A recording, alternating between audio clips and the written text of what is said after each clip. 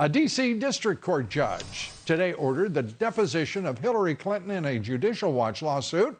The former Secretary of State will have to answer questions under oath about her emails and Benghazi attack documents. Judge Royce Lamberth stated the following in his ruling, quote, "The State Department has thus failed to persuade the court that all of Secretary Clinton's recoverable emails have been located. This is unacceptable."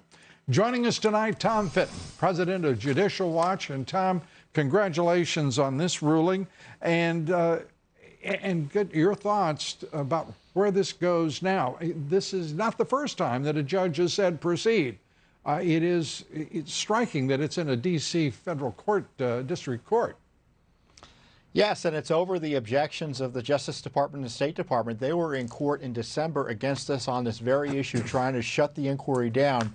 We got one or two attorneys on our side. I'm sitting there. On the other side are 6 attorneys with the government and 4 lawyers for Hillary Clinton and her aides. And thankfully, the judge overruled the objections to further questioning here, because we have had more evidence come out as a result of discovery. In this case, this is the case, by the way, Lou, that broke open the Clinton email scandal way back in 2015. Right. It's about Benghazi talking points. And, you know, the judge wants to know, what was Hillary Clinton thinking when she was using this system as it relates to the Freedom of Information Act? He wants to know about whether there are document issues related to Benghazi.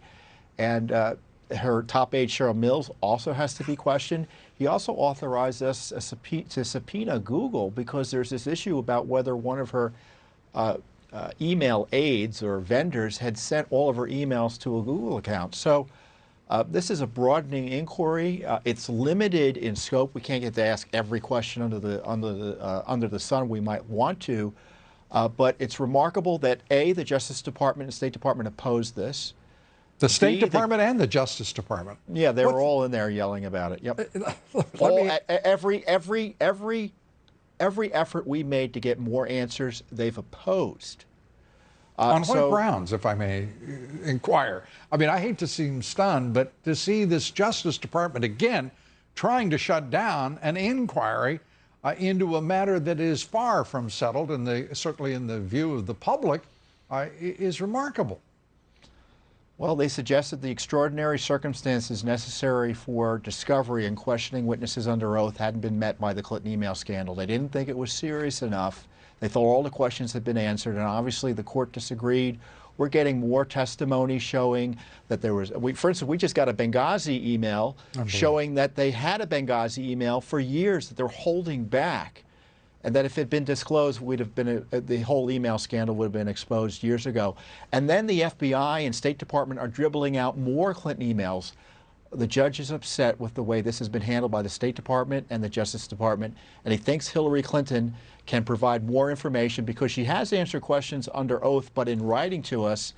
And for the judge's point of view, that hasn't been sufficient, and we should be able to question her directly. Our attorneys will.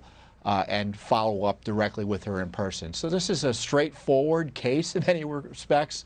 What's remarkable is the obstruction we've been facing from this administration. The president said, when I tweeted about this from one of our last appearances, he said it was a disgrace that the Justice Department was still defending Hillary Clinton, and we'll see what happens next. We have to get it done within 75 days, Lou. Well, good luck, and the country desperately needs to know the answers to the questions you're going to pose, and good for Judge Lamberth for standing up for justice of all things. Let me turn to Lindsey Graham, congratulating Joe and Jill Biden on their South Carolina victory, and he still has not done anything about investigating the Bidens, Burisma, the entire Ukrainian quagmire. Why not? I don't know why not. And this is why we have Judicial Watch, because this is the work we do. Because we don't rely on the Senate or Congress. The Senate's designed to suppress strong investigations, and unfortunately the leadership of the Republican Party doesn't want to change the rules to allow them to more easily bring in witnesses under oath. It's not like the House where majority rules. They operate by consensus in the Senate, even though the law or the rules don't necessarily require that. And so as a result, nothing much ever gets done. And this is why I think the president should appoint a special counsel independent of the Justice Department, the FBI, and frankly Congress, and order full transparency by his agencies so the American people can see the information as opposed to relying on the hapless Congress or, in many ways, the co-conspirators in Congress with the deep state to find out the truth. They're usually involved either in covering it up, or they're uninterested in finding it, or they really don't know what to do. Well, Tom, I have to say, I support your idea of a special counsel because I share, as you know, Judicial Watch's commitment to the public's right to know.